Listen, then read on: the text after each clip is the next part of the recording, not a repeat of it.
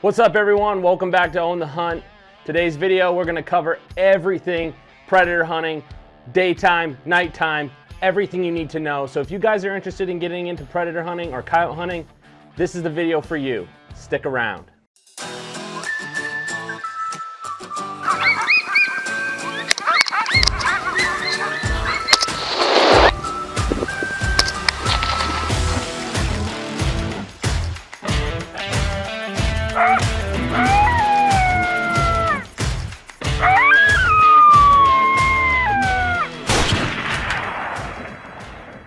Okay guys, well as you can see, I have everything here on the table and I'm gonna cover everything predator hunting for you guys. I get a lot of questions about what do I really need to get into predator hunting? Do I really need a call? Do I really need a tripod? Do I need a decoy?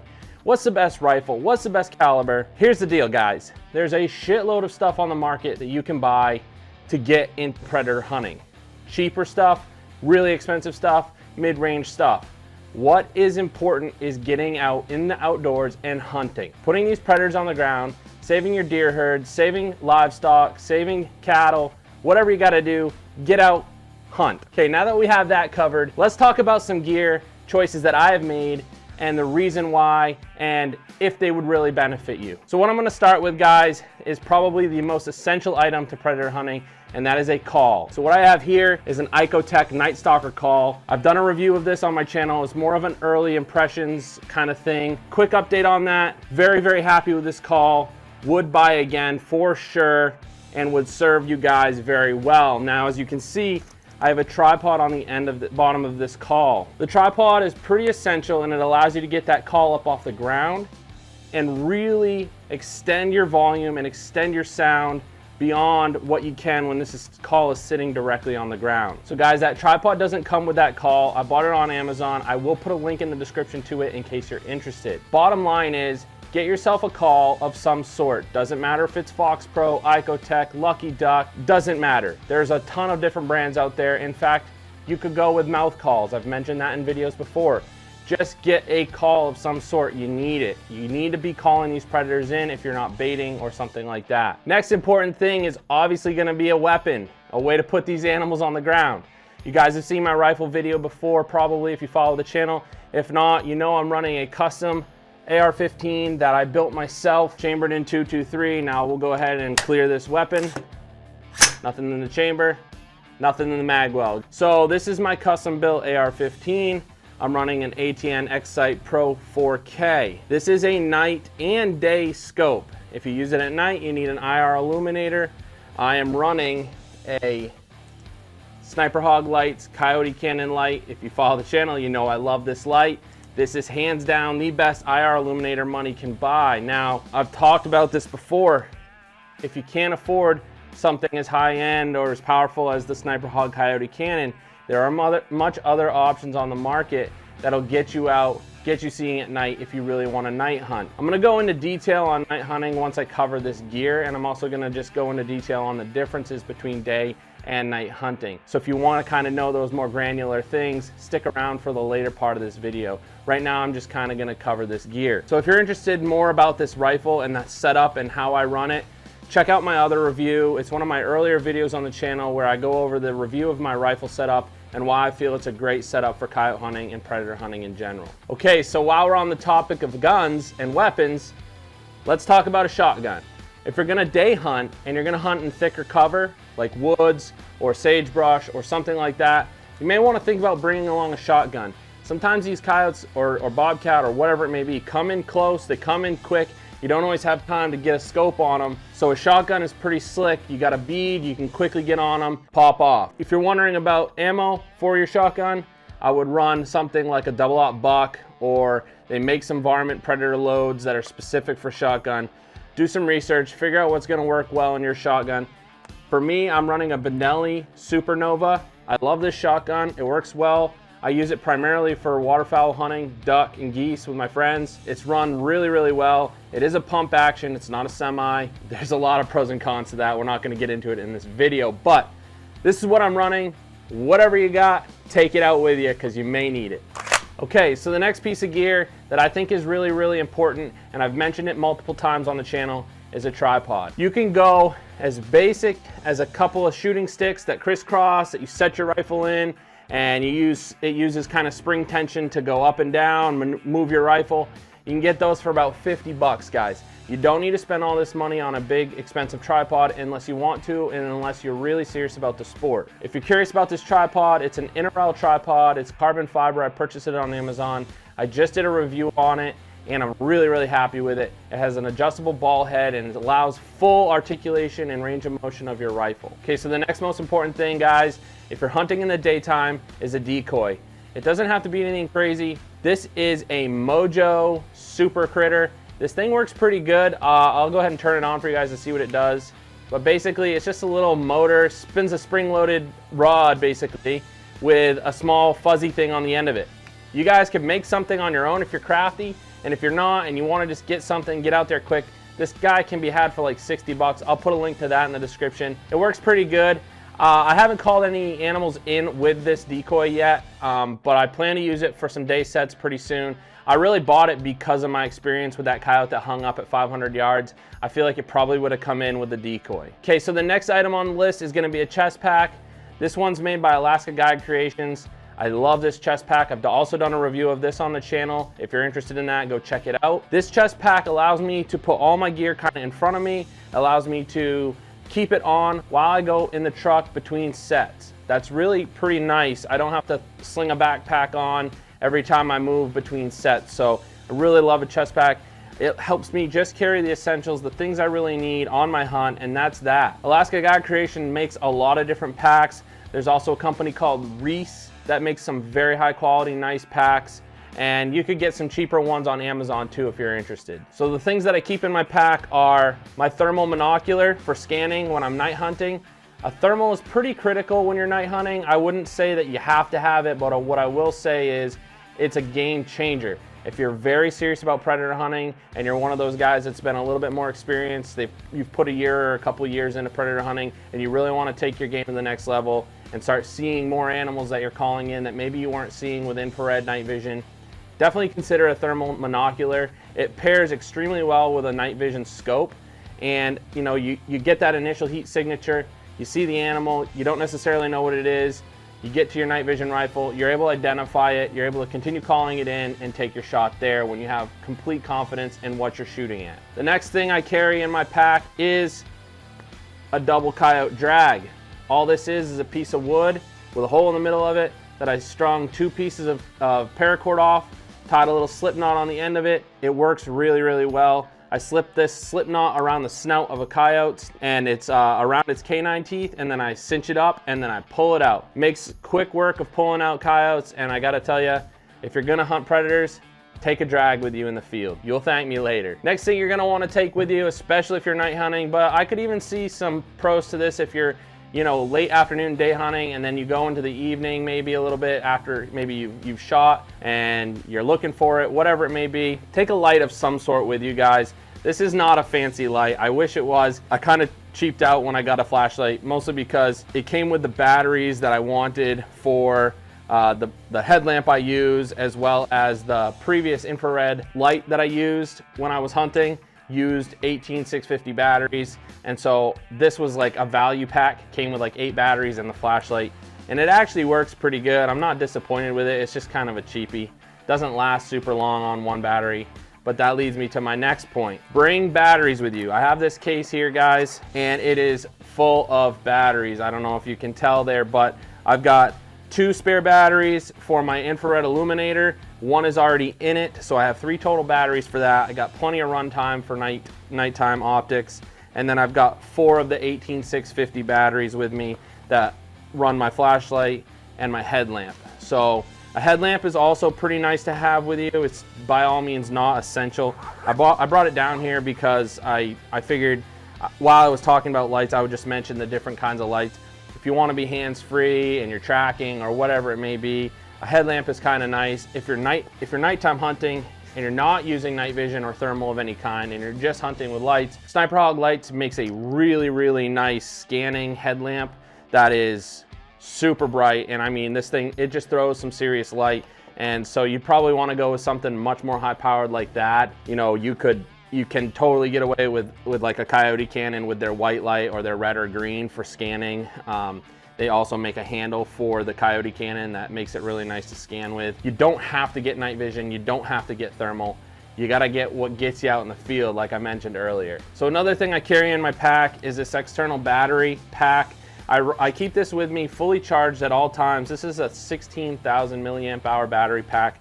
And what it does is it serves a peace of mind for me that if one or more of my pieces of gear should die or start to die on me while I'm out in the field, I've got that with me and I've got the proper cord to plug in whatever piece of gear may be dying. So that's really just a peace of mind for me. I haven't had to use it yet, but it doesn't take up much extra space on my pack. It's right close to my body, so it stays fairly warm even while I'm out hunting in some cold temperatures, and it serves a great purpose. So I put it in my pack. Like I said, hasn't gotten used yet. So as you're wondering, I probably carry some ammo with me. Yes, I carry one magazine up top. This is my primary magazine that I carry with my rifle. I always keep that in the top of my pack in the elastic section. And then in the bottom of my pack, in this little pouch down below, I keep a secondary magazine also loaded. So this is really just helpful for in case you are having a busy night, you're getting a lot of action, you fired a lot of rounds, and you want to have extra magazine and extra ammo with you. This just makes it quick and easy. You don't have to fumble around with loose rounds in the truck or whatever in the dark.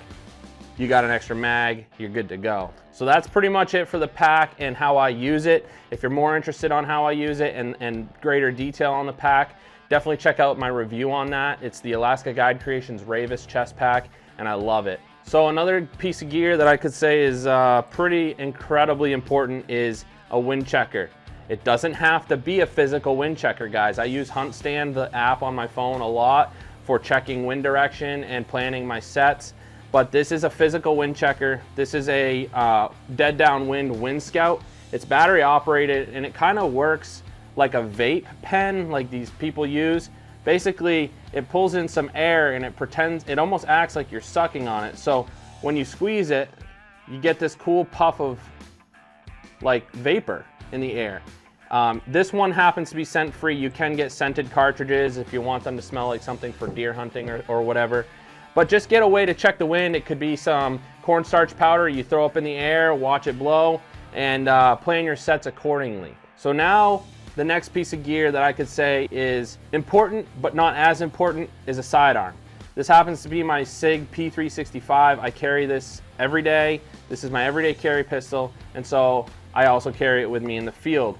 This really is just for dispatching game if you should walk up on a downed coyote or whatever it may be and you need to dispatch it quickly. You have a sidearm with you. I gotta tell you, I trudged through the woods with my rifle with my tripod one time, and I'll never do it again. So a sidearm's nice to have just in case you gotta dispatch, guys. So that pretty much wraps up the actual gear that you need. I really want to touch on something that I think a lot of people think is kind of not important, but it's super important, and that is camo. So if you're daytime hunting, get yourself some camo. I've said it before, I'll say it again. Camo is extremely, extremely critical for daytime hunting.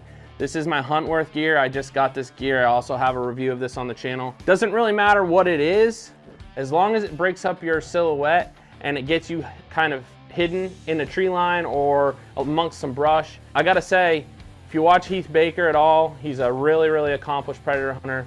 The dude puts camo paint all over his face. He's almost in not a full ghillie suit, but he's got a ghillie suit on top of his shoulders and head. This guy's camoed out, and he has great success. So it might be because of his camo. It might just be because he's a badass and knows how to kill predators. Next piece of gear is gonna be some sort of seat. This is a Hunt Comfort Fat Boy seat. This thing is like 2.5 inches thick of like a memory foam and gel, and it has a really nice clip waist belt type thing that you can clip around your waist and walk into the field. So I love this seat.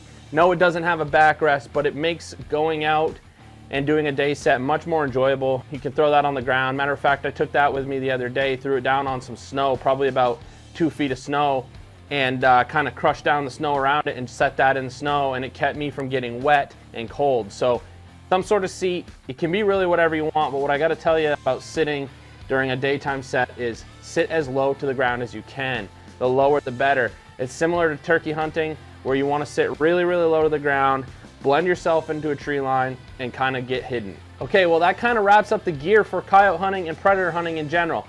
This by no means is an extensive list of gear. You can add, subtract, change, do whatever you guys want. But what I can't stress enough is get some gear that gets you out in the woods and gets you hunting. So let's move on to the types of hunting that I do and how I use this gear. This will help a lot of you guys apply that to your hunting strategies and maybe make you more successful in the long run. Number one tip I have, play the wind. I already mentioned a wind checker. It doesn't have to be this. It can be the app or some sort of hunting app. Check your wind, either hunt a crosswind or a downwind. Now, some guys have had a lot of success hunting upwind where coyotes actually have the wind at them and they've got the advantage. It definitely goes against all odds and theories, but I've seen a lot of success with it. So play the wind, definitely hunt a crosswind if you can. A crosswind can kind of never be a bad situation. Try setting up downwind. It's really the way to go in theory. Number two, guys, do not start calling with your call volume on 5, 6, 10, whatever your call numbers go to. Don't start on the upper end of those volumes. Start really, really low. Start very quiet. Start with whatever you want to start with, but keep in mind that there could be predators in a very close proximity to you, and they're really, really smart animals, and they're keen on their environment and the sounds that come out of their environment. So if you come in and you start firing up your call on the loudest volume or even the 75th percent area volume, they might key into that and go, well, that's way too loud. What the hell is that? I'm not going near it. And then you've kind of blown your set for the rest of the day, at least in that area. So start with a super low call volume and work your way up. I can't stress that enough. It's something that I've learned the hard way, and I want you guys to learn from that from me. So my next tip, guys, is if you're hunting at night, play with your sounds. Even during the day, actually, play with your sounds, mix it up, and kind of try to tell a story. Tell a story about what's happening there. Is there a prey animal in distress? Is there a coyote that is preying on that animal? Is there a coyote fighting another animal? Tell a story and kind of stick with it. If it doesn't work, obviously throw that out the window and try something else. There really isn't a right or wrong answer, but there are certainly better strategies to calling and how to get those animals to come in. My next tip for you guys is if you're hunting predators and you've got a tripod, clamp your rifle in that tripod, close it up, throw it over your shoulder, and walk into the woods like that. It's gonna be a nice, easy way to carry your rifle in. You don't have to sling your rifle over your body. You're already carrying enough gear. And this is something that I didn't know when I started predator hunting, but so many guys do this, and it's really kind of the standard way of entering your set is throw your rifle in your tripod, put it on your shoulder, and away you go. So that's kind of a preference thing, but it's really kind of the way most guys do it. And so I'm just telling you guys for your benefit. It does work well. I do have a clamping tripod head, ball head over here, so that kind of locks my rifle in and it works really well. Okay, so my last tip for you guys is have fun. Don't put so much stress on yourself that when you go out, it's no longer fun. Have some fun. Find a friend that you can do this with. It's a really great sport. It keeps you out in the woods when maybe you're not in your prime hunting seasons like whitetail, bear, moose, waterfowl. It just keeps you outdoors. Yeah, it's a cold time of year typically, but you know what? Gets you out there, gets you active, and keeps your skills for hunting sharp.